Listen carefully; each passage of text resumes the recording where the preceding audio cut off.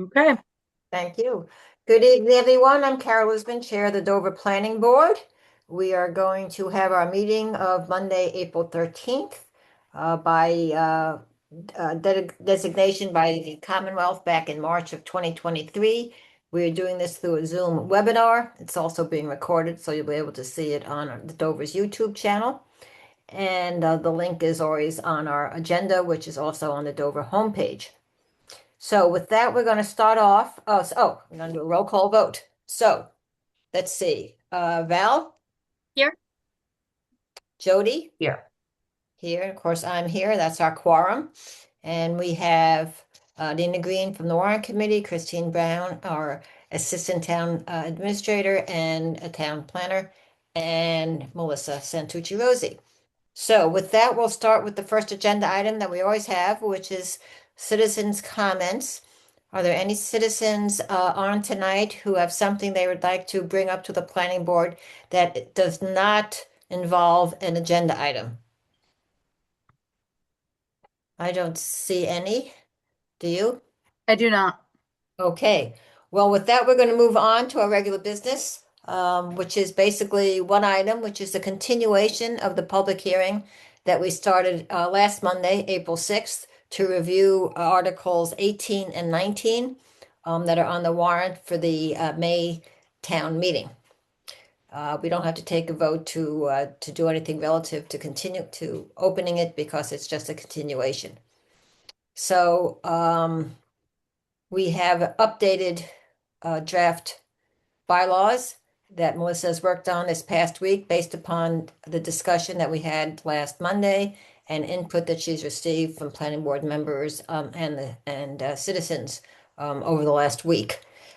So we're going to start with Article 18, which is the ADU amendment. It's a quick one. So Melissa, if you could pull that up and explain Yep. where we are on that.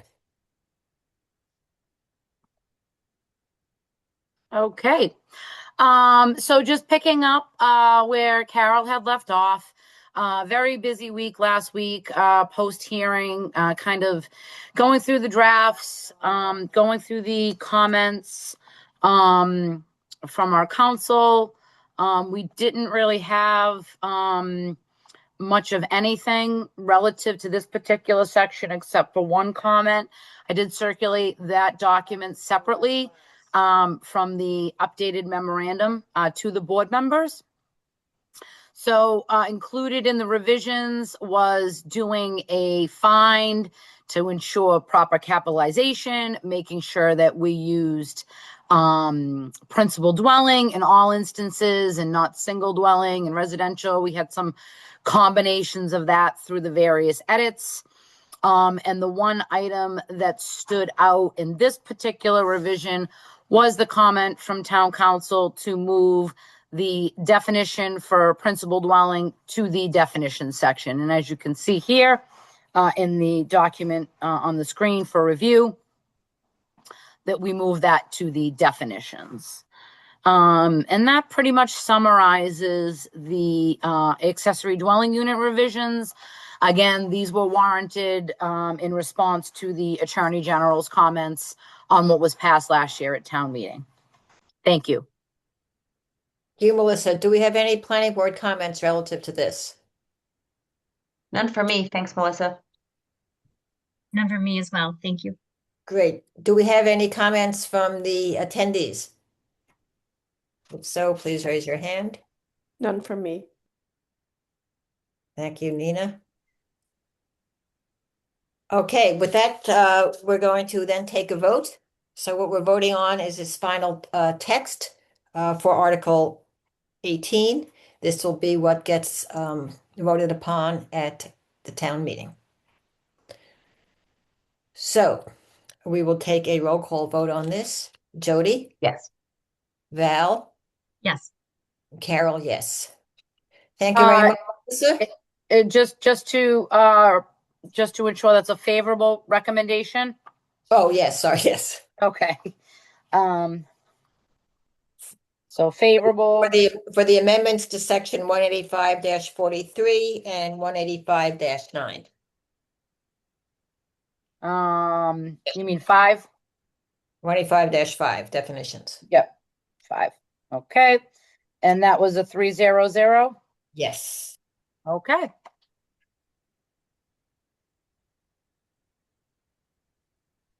Okay, and now we get on to Article 19, which is the site plan review. So we're just going to go right to discussing the draft. There's no need at this point to go through the memo that we worked our way through on April 6th. So Yes. Melissa is going to discuss the changes that she's made, or recommended, I should say. We will discuss those that need to be discussed, and then we'll take a vote at the end.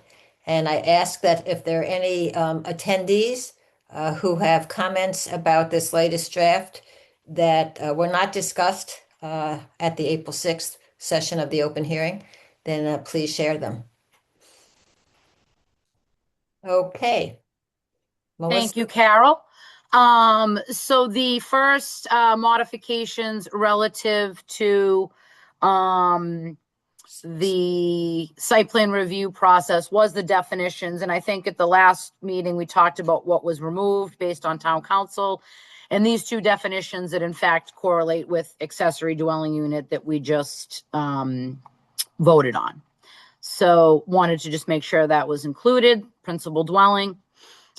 This next section again was the recoding, section 185-9, basic requirements, recoding of our use table to be extremely straightforward. You know, we were looking at it today, and it just sets itself up very well, and it's very clear. X and Y, meet them in the middle, and that's what you're going to be doing. The only revisions that were made to this document, which I didn't highlight because it was very embarrassing, was it said in every single one. So we took out one of those ins. I always love those edits that nobody catches. Makes me feel good. Makes me feel good. And again, as you can see now here in this clean copy with the new coding, again, what do I need to do? It's very straightforward. Incorporated into this new clean copy of the use table were the items that were discussed at the last hearing, and the changes that are reflected in this use table are those that were not updated when we did the ADU bylaw, ones that needed to be updated that we discussed at the last meeting based on the exemptions in the Massachusetts general laws. And there was one outstanding question for town council, which I think is the last use in this table. I believe it's 39. And that is, in fact, there are some provisions in the general laws. Solar is not quite as liberal as churches and educational uses, but based on the recommendation from town council, that particular use will, in fact, be a special permit. Just taking a quick second to promote Member Williams, who has joined us. Katie, I see you, and I am promoting you. Okay. And we do have one hand raised, Carol. I don't know if you want to take Mr. Here, if you want to take that comment now. We're going to take any comments from planning board members first, and then I'll get to you, Tom. Okay, awesome. So, I'll remind everybody as well that when there's a special permit can be denied. Yes, discretionary. Yep. Versus site plan review. So the change in 39 doesn't really have any substantive. No, it said no before. It said no before, exactly. And we can still say no. Yep. And that's pretty much the extent on the use table. I removed the column for site plan because we don't need it. It's all reflected in the table, full permitting scope for anybody interested in doing anything here in the community. So I know this was quite an undertaking, Melissa, but thank you. When I was reviewing it today, it was the first time in 10 years I didn't have to go up to the very beginning and look at what all those initials meant. Same, Carol, same. Great. It's just, yeah, it's, again, clarity, user-friendly. what's the experience when looking at the bylaw? We want those to be positive. So Yeah. So any comments from planning board members? No, other than gratitude, because this has been a long time coming. Thank you. Yeah, You're same welcome. with me. I really appreciate your work, Melissa. This is great. Okay, can we let Tom in so we can? Yep. Let me get to that list. Mr. Here. Hmm.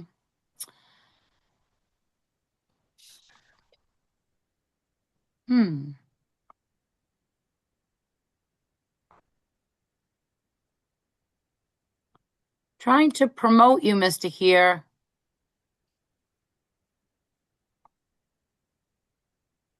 Now he should be coming over. Okay. Mr. Here, you should be able to speak. You're just muted right now. There we go. How's that? Oh, we can hear you, Tom. Thank you. Okay.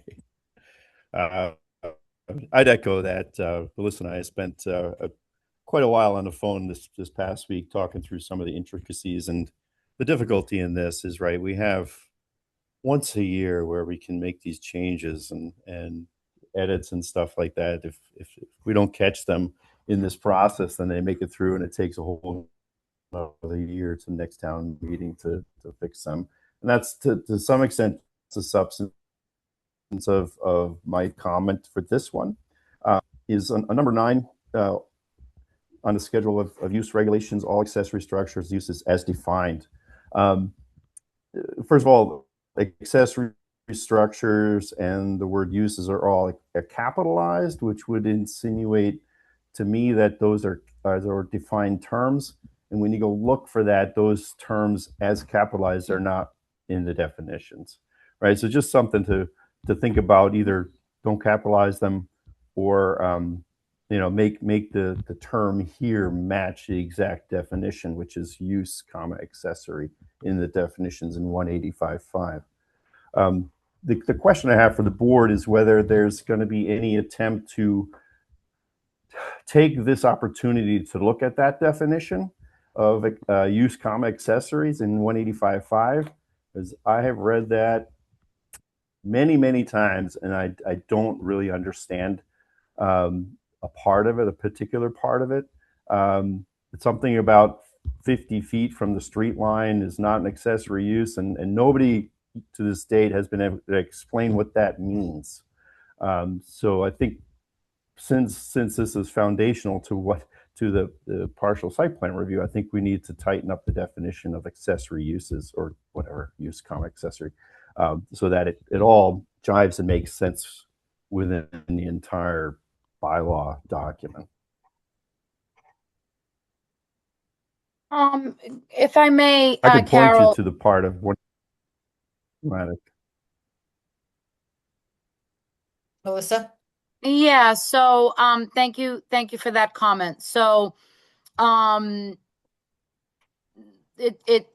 definition use, accessory says an accessory use or building is a use of land or building customarily incidental to and located on the same premise with the use or building to which it is accessory to.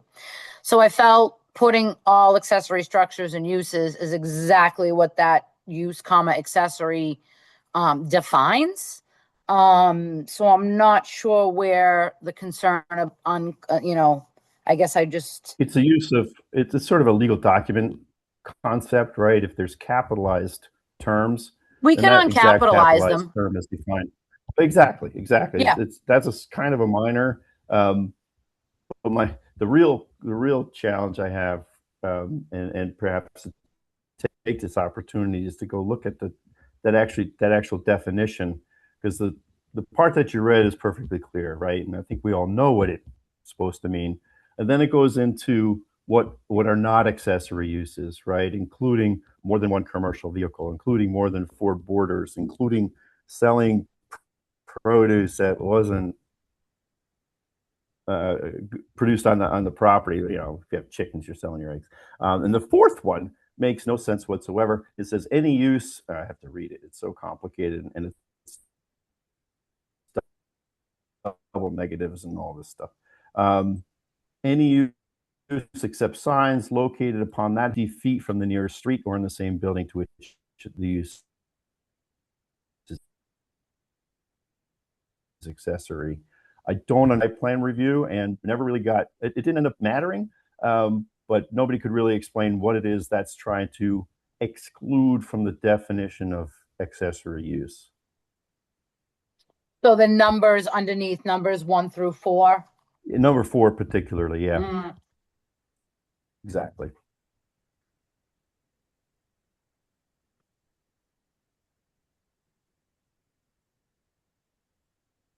This has been in there forever. Right. Right. So I couldn't tell you what that means. Would the So- board like me to read that out loud? well, before you do, I have a comment about tonight. So Yeah. we are what, 4 weeks away from town meeting. This is our public hearing, second session of our public hearing. As we discussed quite a bit last Monday, this is the first pass of a bylaw that we know is incredibly problematic. And we will be addressing a bunch of issues that have come up. We will be peeling the onion some more. So Tom, I appreciate your incredibly detailed review of all of this. And I would ask, since it hasn't come up as an issue, that we add that to the list, that definition to the list of items that we'll be looking at and coming back to town meeting in 2027. If that's okay with you, rather than at this late date, starting to look at stuff that has not come up before. Well, Carol, you're asking for comments that weren't covered last week, so that's precisely what this is. But Melissa, yeah, I were mean, you aware of this issue from Tom? No, no. I think this is a new issue, correct, Tom? new in terms of discussing it, yeah, for sure. Yes. Yeah, Yeah. exactly. That's my point. I mean, we could What's the purpose of this meeting, Carol? to review this draft Without edits? with additional information. So, Okay, that's We- all I'm we've gone- suggesting. but at some point we need to stop, Tom, because as you know, we could list 2 No, dozen issues. I thought today was that day. That after today we stop. Well, after today, we had to take a vote. And there's very little stuff that can get done, this evening. Things require study, wordsmithing, and so forth, as you know. So we can add this to the list. And I will ask the planning board whether they want to just add this to the list of things to discuss next year. Or Melissa, do you think that Tom's point is something that can easily be resolved tonight? Having just heard this, Carol, and really this, the definitions that were added were in direct response to the ADU. We really weren't doing definitions this go round. So that isn't something that I'm prepared to get into at this point. Do other Well, planning? really, as part of this particular, this was not really in the scope of what we were doing with this bylaw. Other planning board members have comments? I think that's a I really, agree with, oh, go ahead, Jody. no, you go ahead, Val, sorry. Go ahead. I agree with Melissa. I feel that definitions kind of are their own kind of bucket, because I think that there's more than just the accessory use definition. I think that there's others that we also would like to update. So I think it makes sense to do it at once because they're used in so many different documents. Yeah, I agree. I feel like definitions is something we should put into the TBD and definitely pay attention to for the next go around. But in the spirit of what we're trying to accomplish here, keep moving.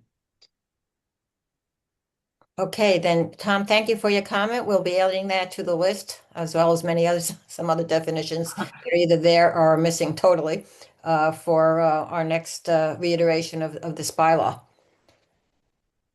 So Melissa, if you'll just continue on then.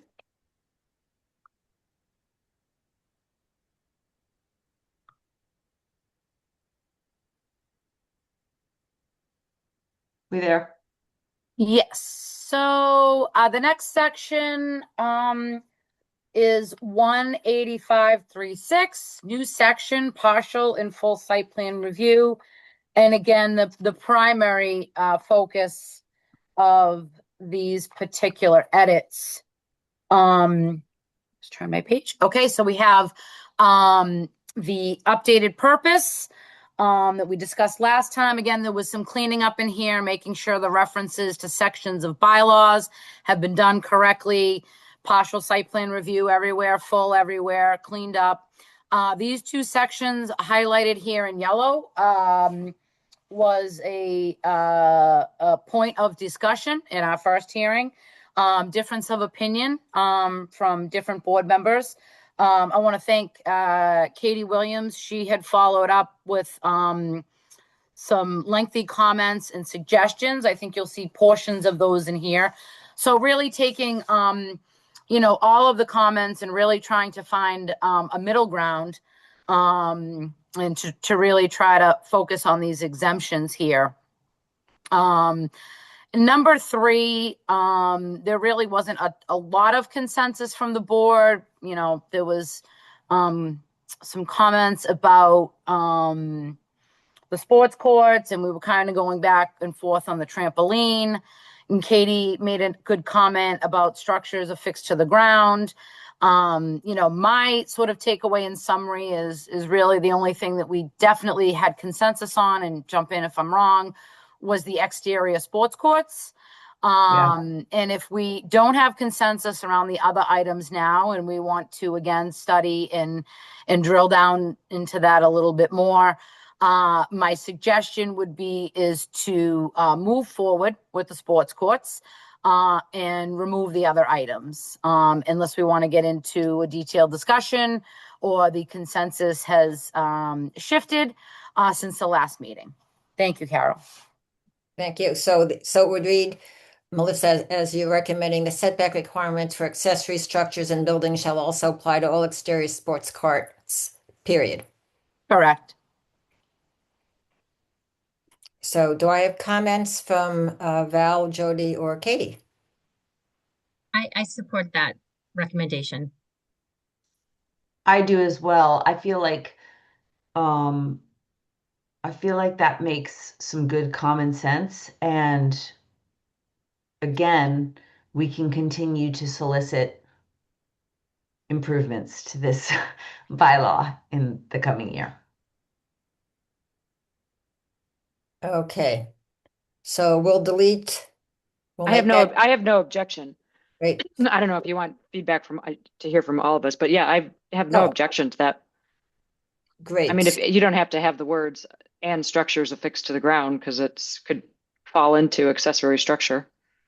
Right. I like the way Carol phrased it, just apply to all exterior sports courts, period, and then strike everything following. Right. Right. And then we don't get into it, Katie, too. Yeah. Yeah. Yeah, exactly, because it's accessory structures is already in the leading sentence. Right. And like playground. You don't need to list it twice. Okay. So Melissa, you'll make that change, and Yep, I have it in my notes already. Yep. I just noticed a typo on B1. It should be schedule of use. Oh, not used. Right. Yep. Okay. That was easy. This next one won't be. So we go to B4, Melissa. Yes. So, again, some lengthy discussion, on B4. This has been updated, to include, the perimeter, which was discussed in detail. Again, Member Williams had sent in some, qualifying criteria here, which has been included. There was concerns about different structures and use and whatnot. So we have exemptions to site plan review in the RR1 and R2 districts, garages where the primary use is for parking of vehicles with a perimeter under 1,015 square feet. And again, recalling that accommodated three bay garage, and you can open your doors and store your rakes. Sheds where the primary use is storage, again, under that same number. and then all above and in-ground swimming pools, and then the sports courts under that size as well. So stuck to that one number, consistency across the board on these particular structures. So comments, Katie, Val, and Jody. I think it sounds good. I don't have any objections, but I just was wondering something to think about when we go to town meeting. I don't know if we want to talk about that right now, or we just want to stick to the discussion of the. Well, let's discuss the actual wording here, Okay.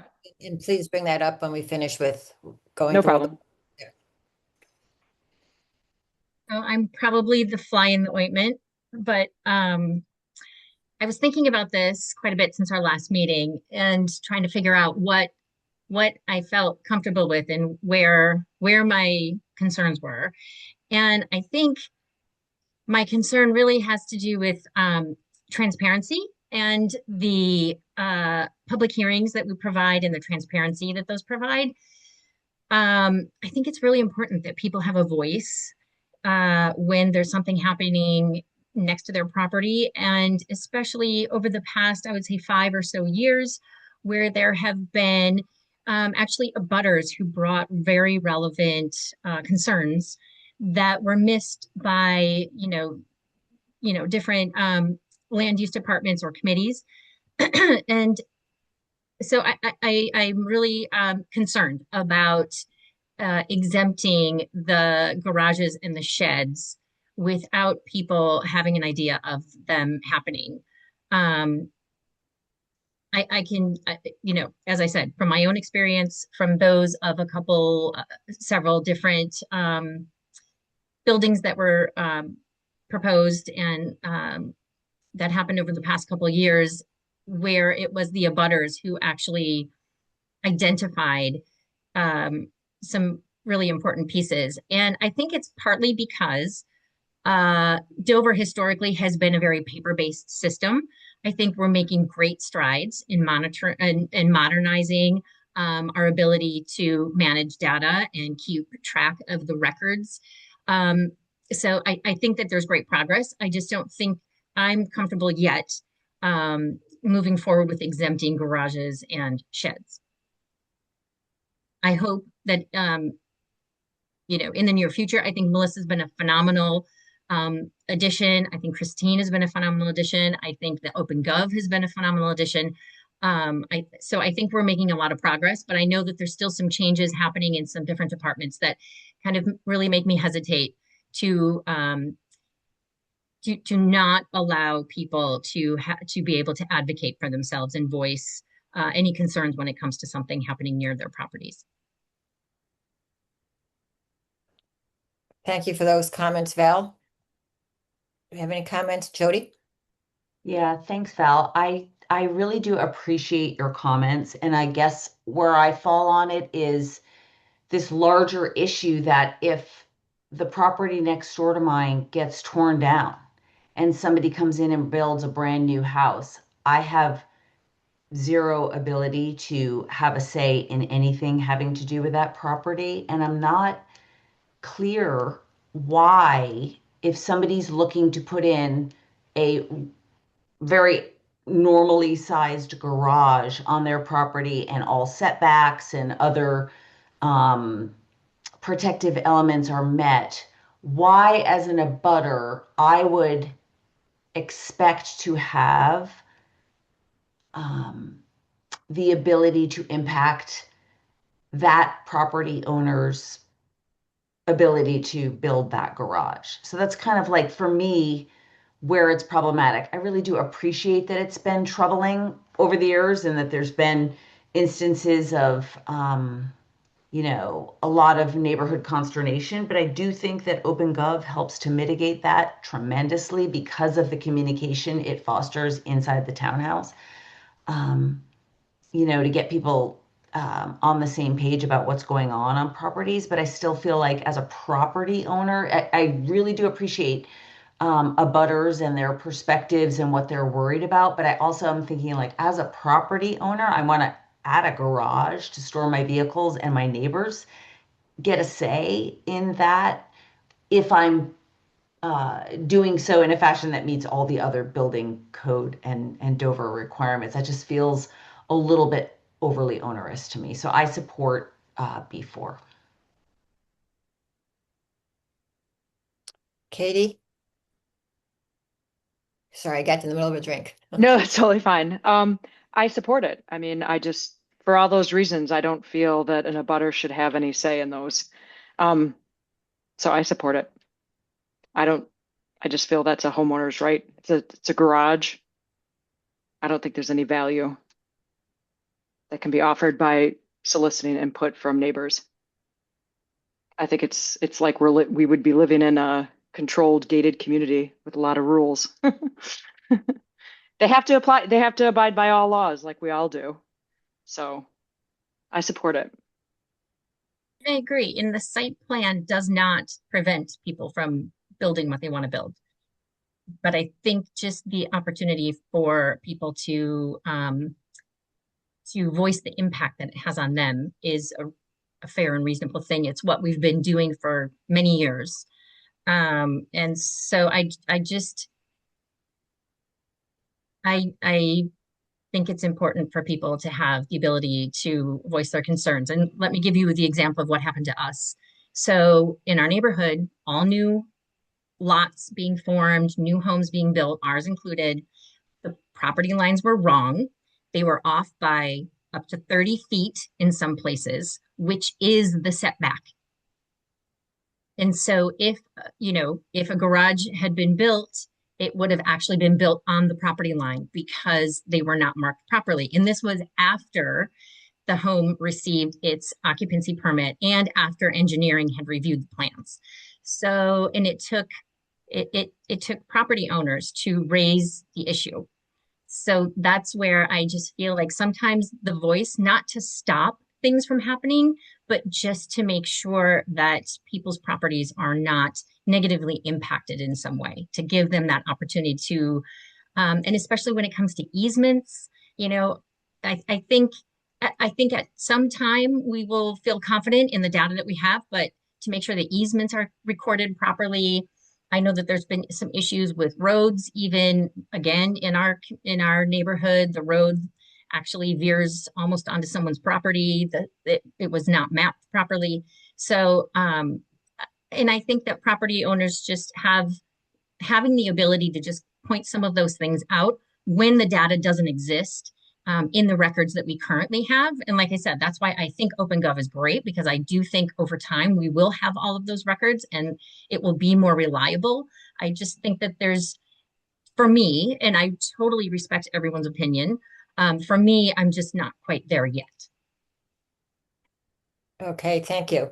I'm going to, let's see, Tom has his hand. Tom, I'll get you in a minute. So I think what I'm going to do on B4 is that after we hear from any other, Tom and any other attendees that might have their hands up, that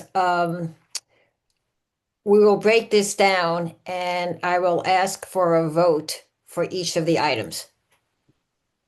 So we'll have a separate vote for garages, a separate vote for sheds, separate one for pools, and one for sports court, just in case there's any difference in people's thinking on the specifics. So before we do that, Tom, you've got your hand raised, and Yeah, you're on. I actually had my hand raised for the typo that you had mentioned, Carol, so you beat me to it. Okay. I'm also in favor. I think this is a step in the right direction. I spoke with Melissa about this very aspect, and in Medfield, they just allow these things to be built by right, as long as, and of course, zoning, right, is the driving factor there, and people have the right to use their property anyway they see fit. I don't want to belabor the point. The reason I left my hand up is that Mike has had his hand up for a while, and I don't know how this works on your side, so I'm not sure why he hasn't been. He texted me. I saw him. I sent him a message, Tom. Sorry. Okay, all set then. Thank you. Okay. So Mike,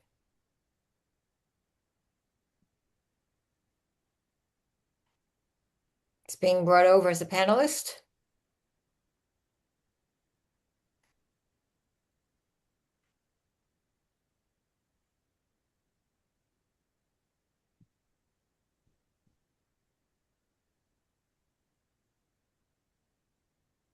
I moved over Mike and Christine. They were the only two left. That way we can just Okay. Yep. toggle here and not miss anybody. Okay, great. Thank you, Melissa.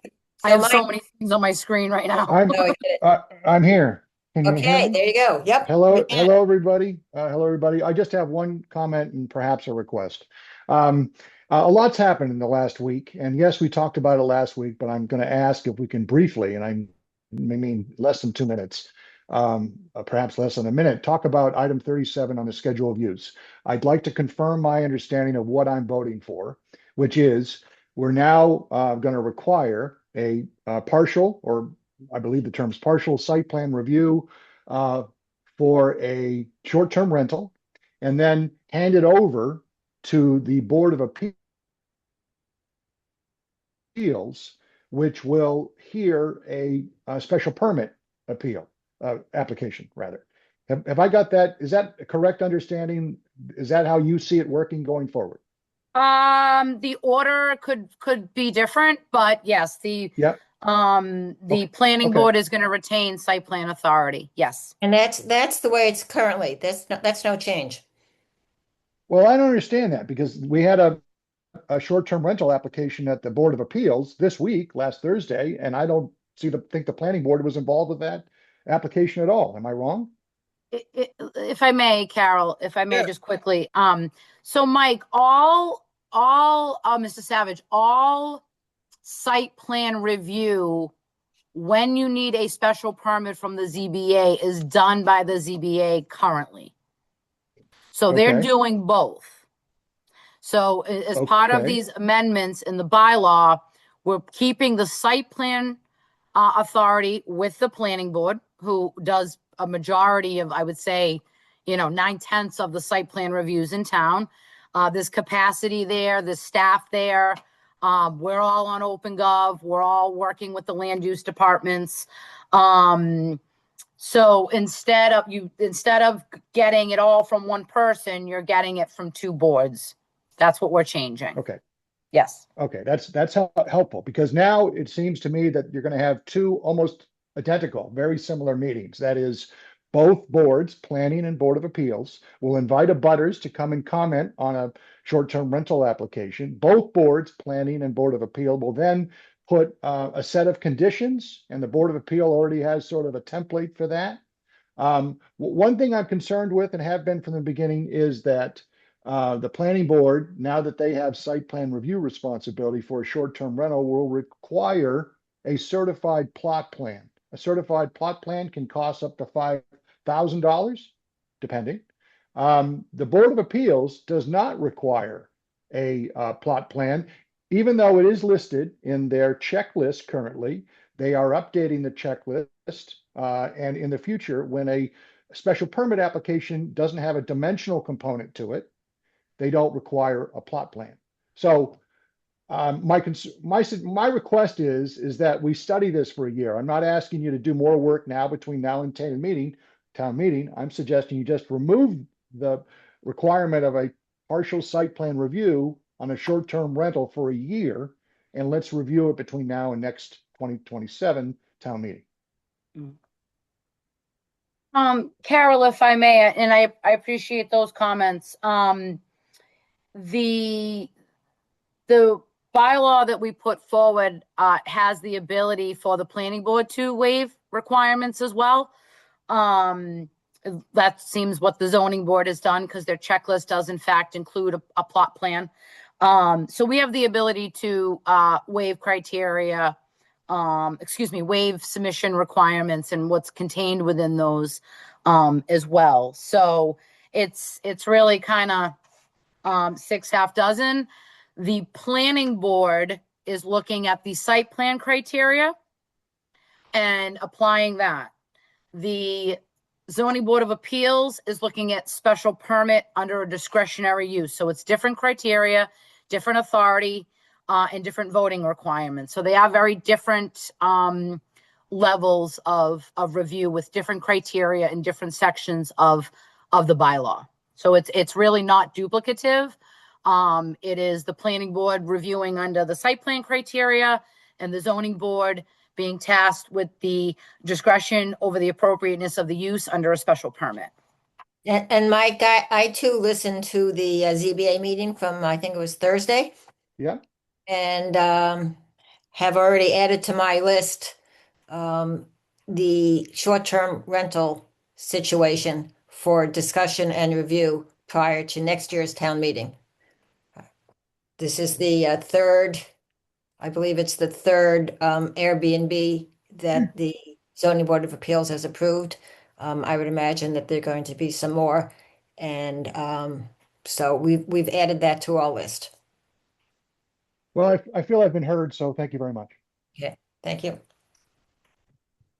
And I believe Christine here, oh, her hand is down now. Yeah. Okay. Just want to make sure we didn't, okay.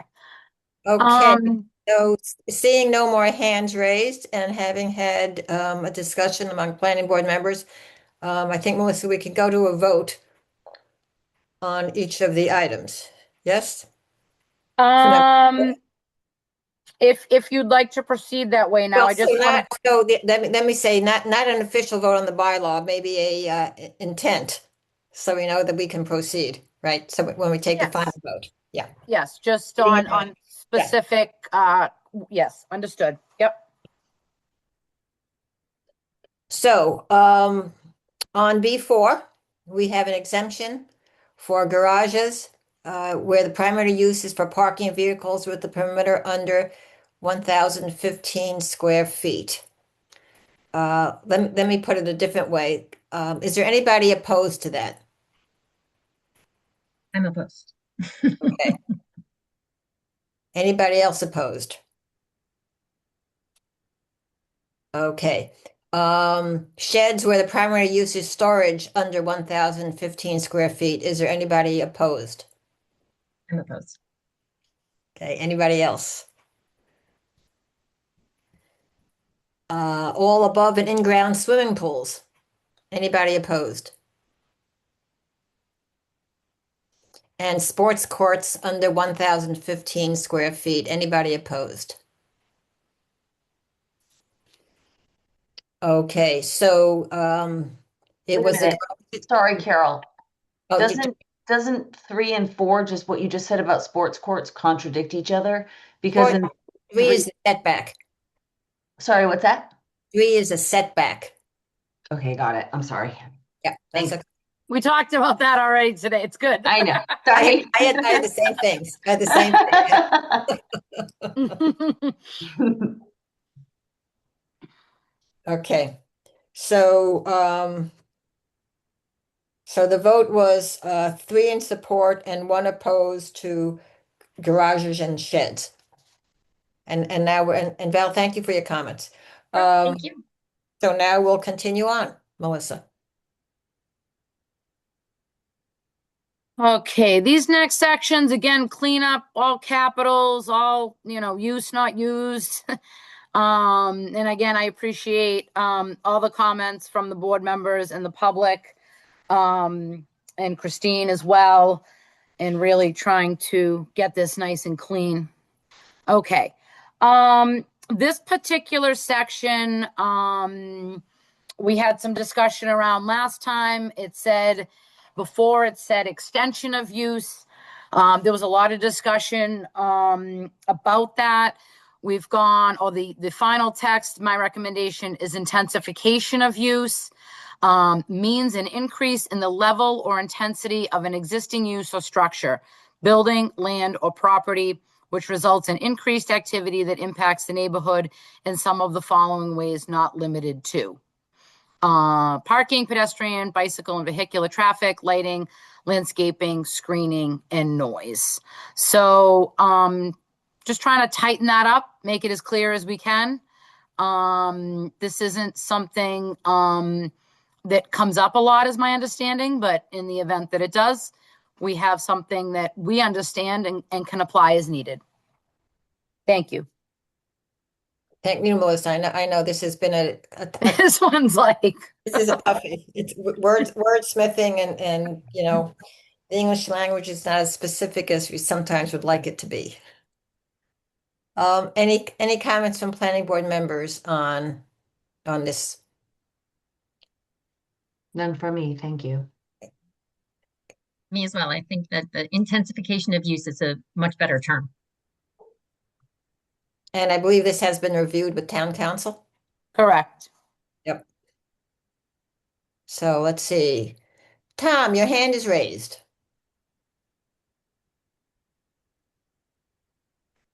You're on mute.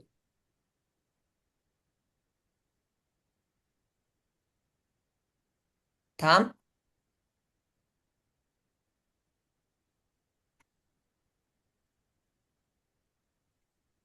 Tom, are you still there? I am. There we go. Okay. Sorry about that. I had too many mute buttons to push.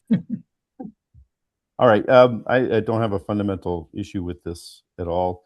It is, as written, very subjective, and that's just the nature of what it is we're trying to regulate here. In discussing this with Melissa, right, I was made to understand that this is actually a pretty high bar, right? And I think if we add a word like which results in activity that significantly impacts the neighborhood, just gives them more of the sense that this is a high bar. It's not just that, you know, it's making more noise. It's making a significant amount of noise or traffic, or pick one of the criteria. I'm not picking on noise or lighting or lights. It's just the fact that this is a high bar doesn't really jump out at you from the definition as written. So. Okay, thank you. I understand what you're saying, but I think it conflicts a little bit with, you know, we talk about the fact, and you mentioned that there's a subjectivity to here. I think adding a word like significantly just increases the subjectivity. It limits it at the same time, right? That it's not just any impact, which is what this definition would suggest, is any impact of parking, traffic, lighting, landscaping, screening, noise. Okay. Do I have comments from other planning board members? I don't want to, like, I didn't give this comment before, but I'm just wondering if we added in any material respect so that it isn't just any Exactly. impact.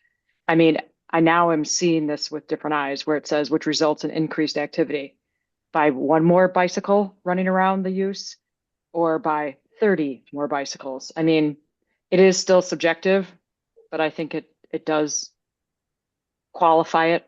I don't know if that's something that can be addressed tonight, but if you put in an increase in the level activity of existing use of structure land, which results in an activity that impacts the neighborhood in some of the, you know, in any material respect. Well, I feel like that opens up a little bit of a can of worms here. Like if we talk about the gray area where we try to avoid as a planning board, opining, then I worry a lot about that. We'd still be doing it anyway. I think it just sets a bar. Either way, we're going to be opining. Yeah. Val?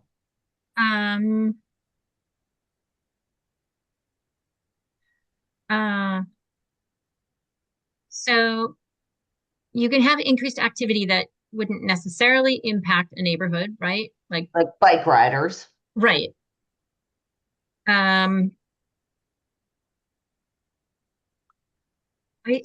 think Katie's suggestion actually is I think that's a reasonable way of adding up maybe a little bit more to the definition, material impacts, because I think to me, and maybe I'm misinterpreting it, but to me it kind of makes somebody have to show that there's been an impact, like somehow have to demonstrate, because you have to show there's a material change.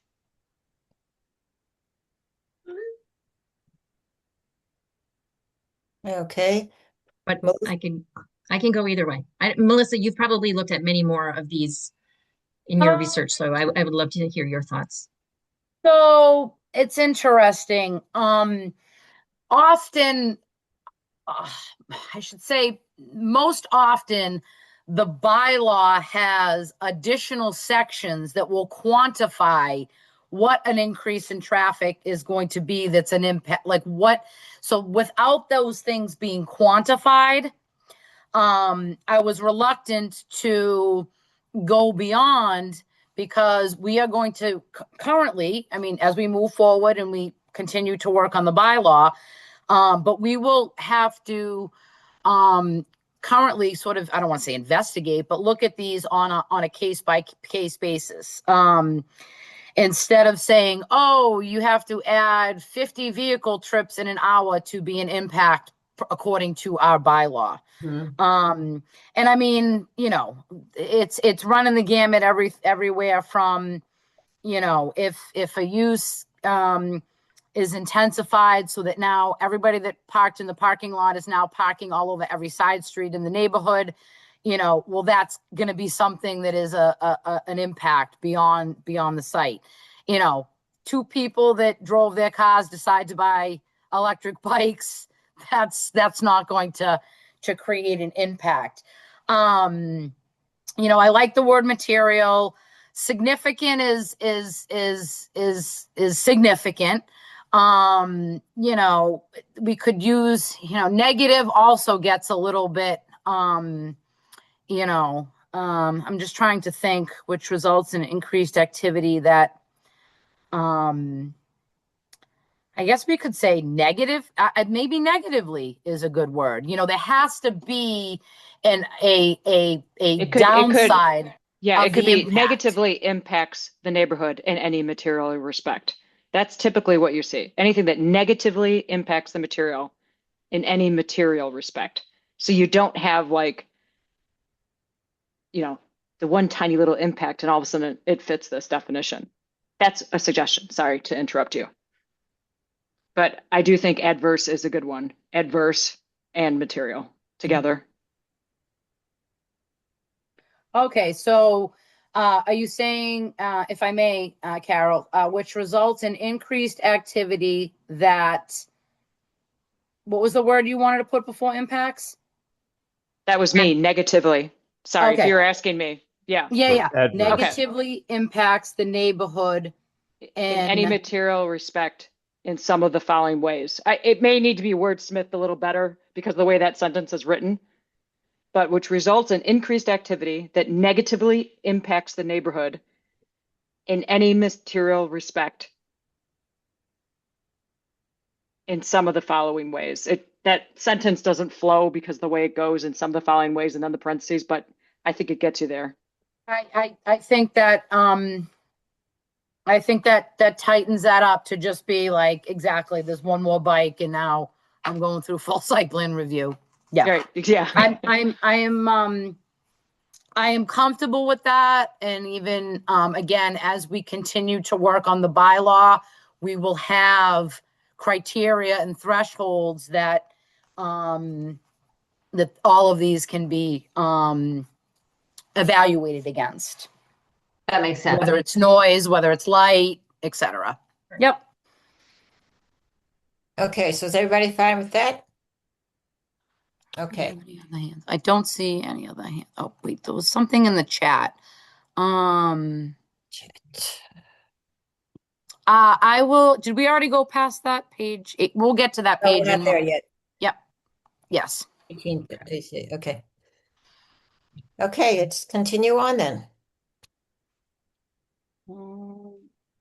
Okay. Moving along. The section here, we have our process for partial.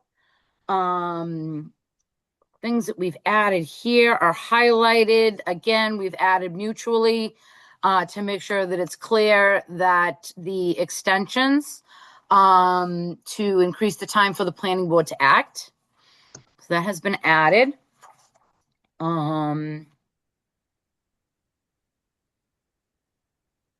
Getting to page 18. We added the other mutual, and also was a comment from the public. Well, let's see, that Yeah. was, So we added the second mutual in E, and then the comment in the chat from Mr. Savage. Says, Melissa, on page 18, 3C, do you mean fiscal or do you mean physical? I mean fiscal. And more often than not, if we are faced with a larger commercial project or a retail project or a housing development, a fiscal analysis report is always nice to for the planning board and the town to review to get an idea of the net positive physical impact on the community. It's a very common tool and a very helpful tool to get an understanding of fees that will be coming in and then ongoing costs of services for a particular use and development. So that meant fiscal. Any questions on that, Carol? Nope. Do we have any more hands raised? Let's see here. Not at the moment. Okay, let's proceed on then. Yep. Okay. So we have the review criteria, again, just margins and stuff. It's starting to look normal Word document. The site plan as-built compliance, one of the changes is having this done by myself. So somebody does a project. If we do in fact require an as-built, I will make sure that that project is in compliance. There may be instances where people are not in compliance and don't want to work towards consensus and compliance. And I have no issue whatsoever about bringing somebody in front of the planning board to deal with those particular things. The bottom is just highlighted because I think we said surety bond 14 different ways and times and lines and colors. So again, just making it clear that surety to secure incomplete improvements is by a bond. That's the most common. I'd say 90% of the people post bonds or cash, which would be, deposited interest-bearing account and then returned when whatever their bonding has been completed. And that's pretty much the extent of cleanup, I'll call it, on 185-36. Any questions about 185-36 before we proceed to the next to 185-40? Okay, Melissa, let's move on to 185-40. I see one hand up, Carol. Mr. Here. Yeah, sorry. This is in very, very good shape, by the way. So some of these comments are fairly picayune, but I think now's the time to try to do these things. Back on page 14, letter F2I. As a requirement for site plan documents, footprint dimensions of all existing horizontal. So page 14, letter F, paragraph 2, sub I. The footprint and dimensions of all, okay. Yeah, and footprint's fine. I have no problem with that. I'm just wondering why the vertical would be required on existing structures. Obviously, on the new proposed structure, that makes all the sense in the world for the 35 feet, blah, blah, blah. But finding that for some of these structures that have been around for 100 years is, a house or whatever, right? That's already on the property. Just curious why vertical would be important for the site plan review of a new structure, of vertical of existing structures. That I believe was in there. I'm not sure if I modified that one, Tom. Do you know if that one was in the existing bylaw? I'm gonna go there now.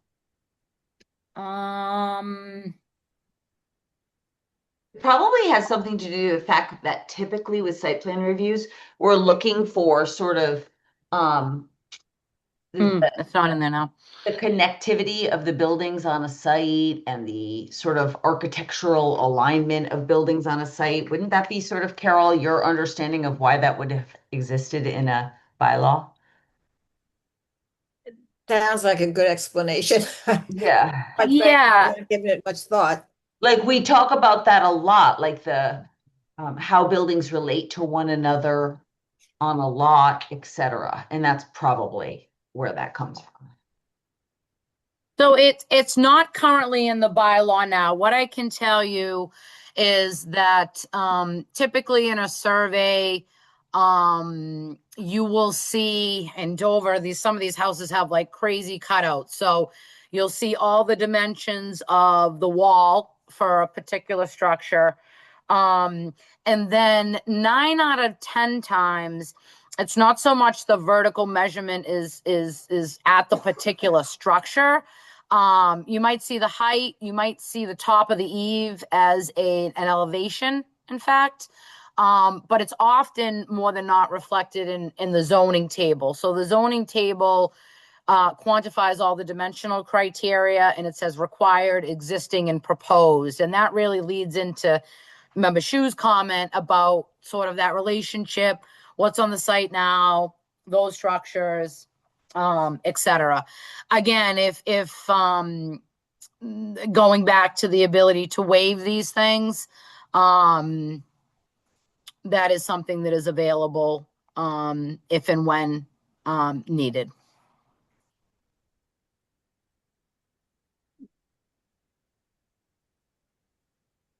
Does anybody feel strongly that we should change this, or we should just use the waiver possibility when we get something Excuse me. that is relevant? I don't think it needs to be changed. I can't, but that's just my opinion. I agree. I think that I mean, it's not that different from what the plans that go to the building department, right? They all have the vertical dimensions, you know, not?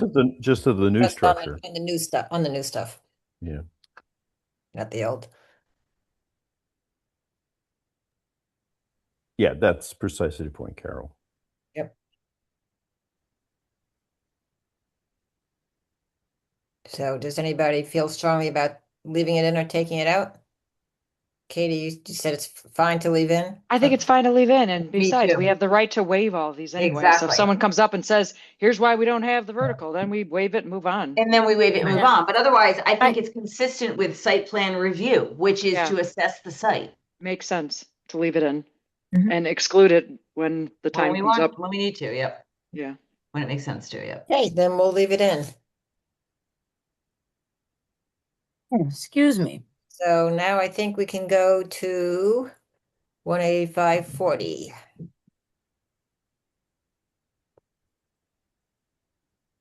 So what's happened with 18540? Again, a cleanup. This section again is bringing all of the site plan review components in the official and open space district into a joint meeting. Again, building in efficiencies and allowing the Board of Selectmen to work together with the planning board and take advantage of one meeting and also the ability for decisions and reports and things for them to take advantage of those that I prepare for the planning board. The criteria for the selectmen has some things in here that are not in planning board site plan review. And those are items A and existing item E. I've kind of relabeled it B there. Item B, C, and D, I say delete B, C, and D. They are in 18536. Those are duplication of criteria that's already being reviewed as part of site plan review, which would be part of this process as well, as noted in number 1, C1. So again, taking that criteria out and keeping in the 2 items that are under the selectmen's jurisdiction and not reflected in site plan review. That's essentially the extent. Section D was a section that said, it was basically like if a property isn't zoned official or open space, but there's a town use there, it just diverts to that zoning, and that's not anything that can happen without going to town meeting. So my comment was to Nina, is this legal? No, it's not. So got rid of that. That property would in fact need to be rezoned by town meeting. That is the only mechanism available in the community to rezone property. So again, kind of looking at that sort of, is there something in here that's really hanging out as a major flag? And that's basically it in that section. In fact, that is it in that section. So any questions about the tightening up and clarifications on 185-40? Everybody good with that? Thumbs up? Okay. There we go. So I think, and are there any hands up? No. So with that, I think we're ready to take some motions and take some votes.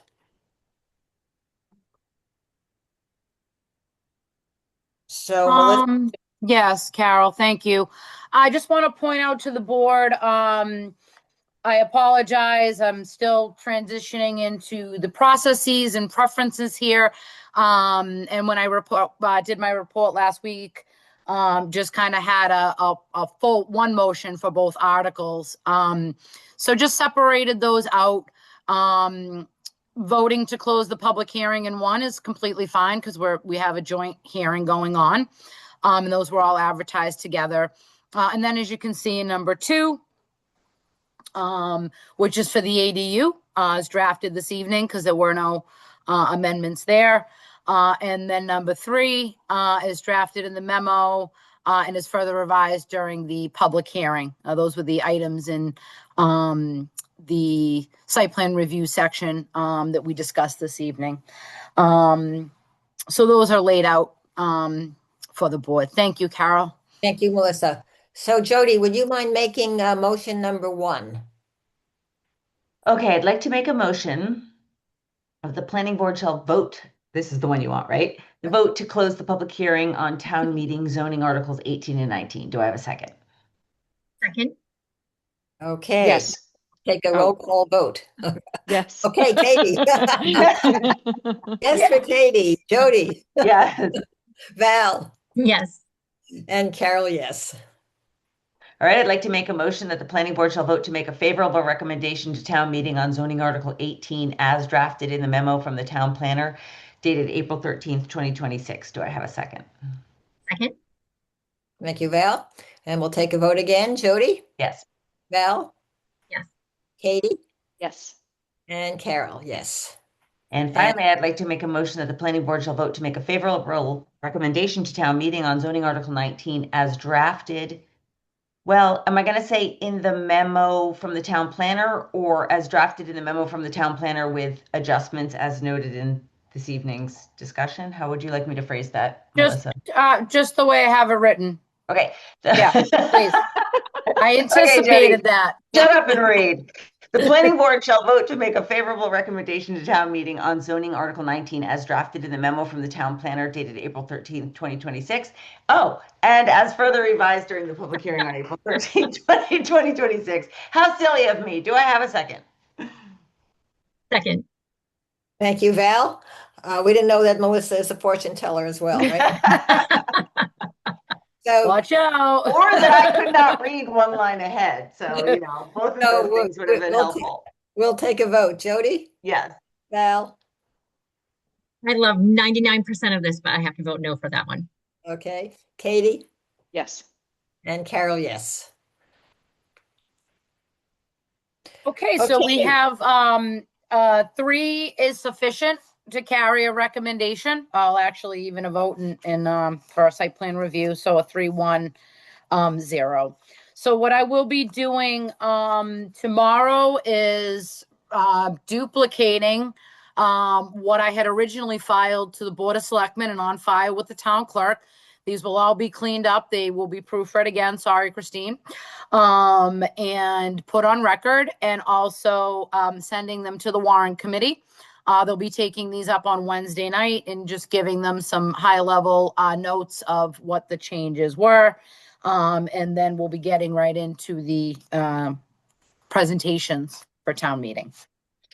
Melissa, I can't thank you enough for taking what was an incredibly disastrous site plan review that we've dealt with, unfortunately, for years, and begun the process of simplification. And I do to remind everybody that this is the first step of a multi-step process to develop a comprehensive zoning bylaw, 185.5, 185.9, 185.10, 185.36.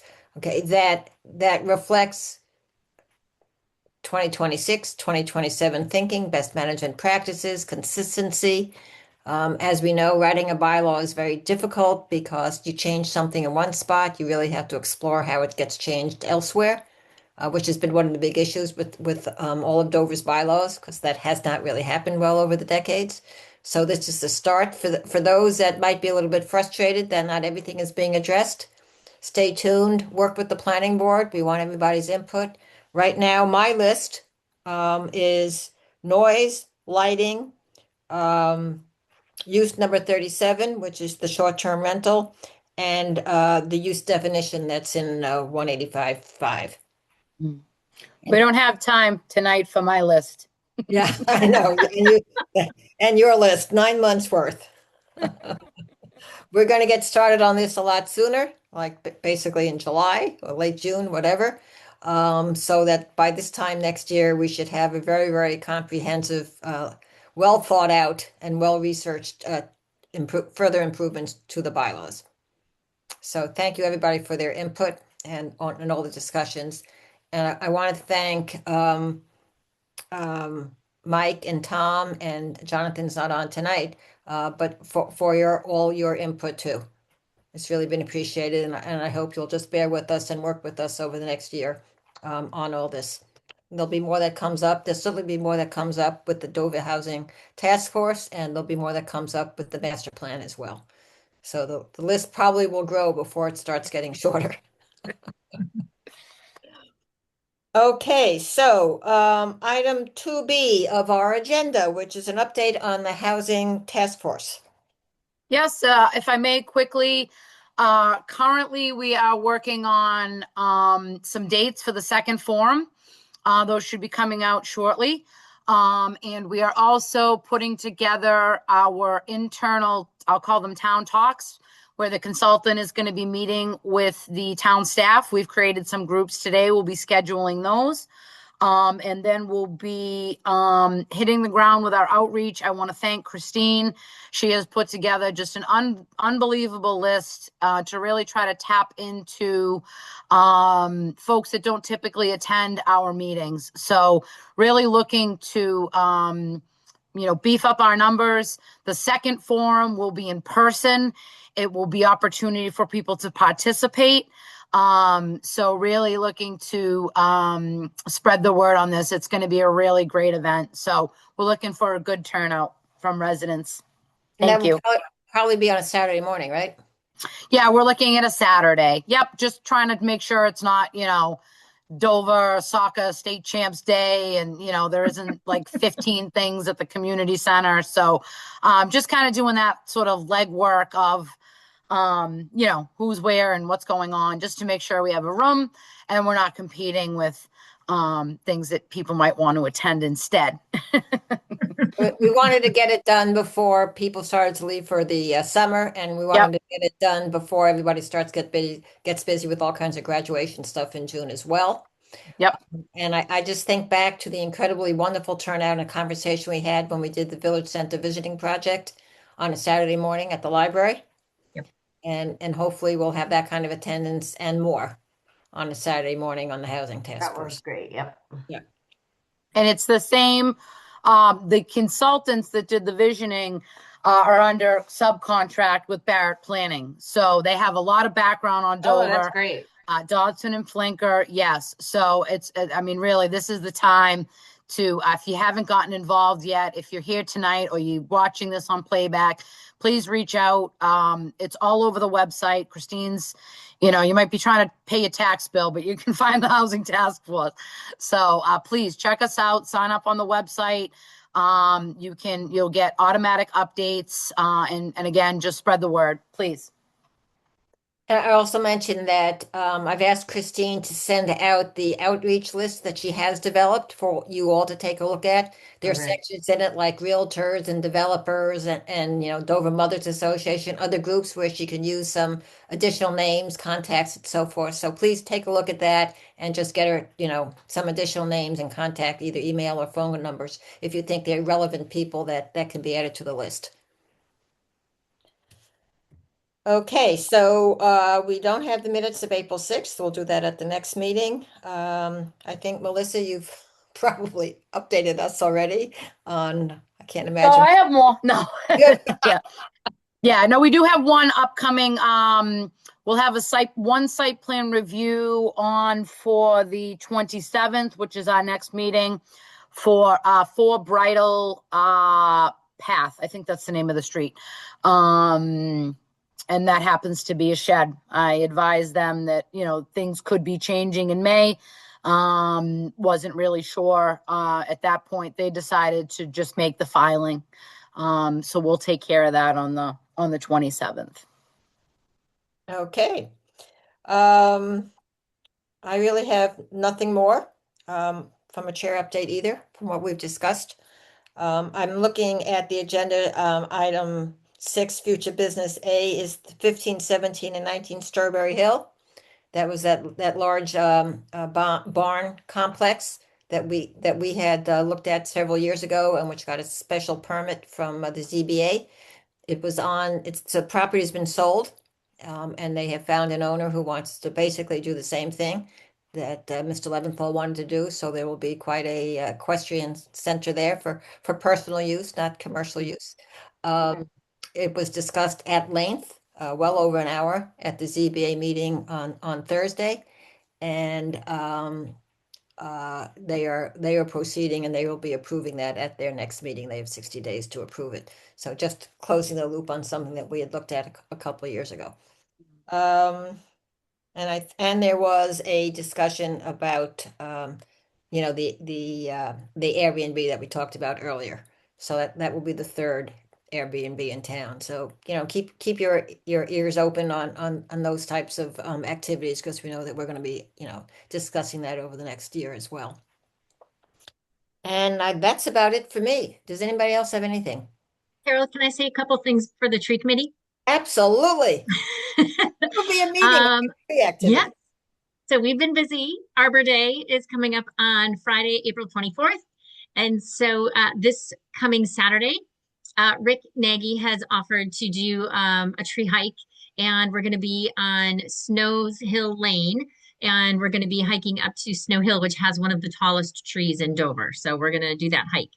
And then also someone from the Historical Society reached out to us. Mr. Sawyer reached out to us and wants to partner with which is perfect timing, because the tree committee had just been talking about identifying the oldest trees in Dover.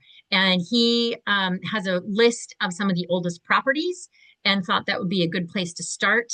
So we may reach out to some of the property owners to see if we can take a look at some of the trees that are on their properties that have a historical significance, or have certainly been around as one of the first few properties in Dover. Also with Arbor Day, we have some activities at the library on Friday, April 24th that kids can join us at 3 o'clock. We have our tree seedling giveaway that we've done the past couple of years that will also be happening. That's going to happen the first weekend in May at the transfer station and at the DPW garage, where we will be packaging seedlings that our tree warden, Kevin McCabe, orders from the Tree Wardens Association, and handing those out to whoever would like one. And then Melissa has done a really fantastic job getting the contract finalized with MAPC for us to start working on the new tree bylaw, and starting to kind of form what that bylaw might look like. So we're going to start working with them. We did a very brief kickoff this past week, and so we'll do another larger kickoff in May. Wow. Busy. That's great. No, All it's good fun. things. Absolutely great. And I may be behind, but I finally, it's 3 weeks now since I got back. I finally caught up with the stack of magazines and stuff that was in a pile. And Yes. I saw that great article in Stroll Yes. on the tree committee. Yep. Shobha Frey, one of our members, she was fantastic. She's really like rolled up her sleeves to do a lot of work for our committee, and she reached out to Dover Stroll and was able to get that article put together, and everyone was very great about making time to have their pictures taken and things. So it's been great. It's been really great. And we also just received notification that we have been designated as a Tree City USA community for the third year in a row. So that's nice. Wonderful. Congratulations. It's really amazing what you've done in the last 3 years. It's absolutely fantastic. Yeah, it's a great committee. We're having a lot of fun. That's great. I found it very interesting, sort of relevant to another committee. The statement in the Stroll article that Dover had the highest percentage, I think it was like 71% of tree canopy of any of Yeah. the 351 cities and towns in Massachusetts, Wow. That's which is amazing. Something to be proud of. incredible. That And Yeah. we're really lucky. it Yes, really we relates really to are. so the housing task force has been having a debate on what do we mean when people say rural, because everybody says we love the schools and we love the rural character of Dover. Those are sort of the two things that pop up year after year, decade after decade. And so our consultant says, well, what do you mean by rural? So we all sort of, put in our own definitions and stuff, but I couldn't help but think to that conversation when I saw the tree canopy, because Yes. it does give you that sense.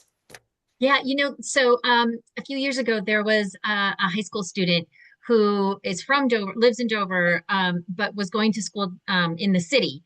And she wrote an article that talked about how lucky she was. And she didn't realize it, of course, at the time. But then once she started going to school in the city and realizing how few trees there are and how much concrete and the different feel, how important it is to try to prioritize street trees to bring some of that canopy back into Boston. That's amazing. Yeah, it was really great. We really, gosh, it is a credible thing. Yep, wonderful, absolutely wonderful.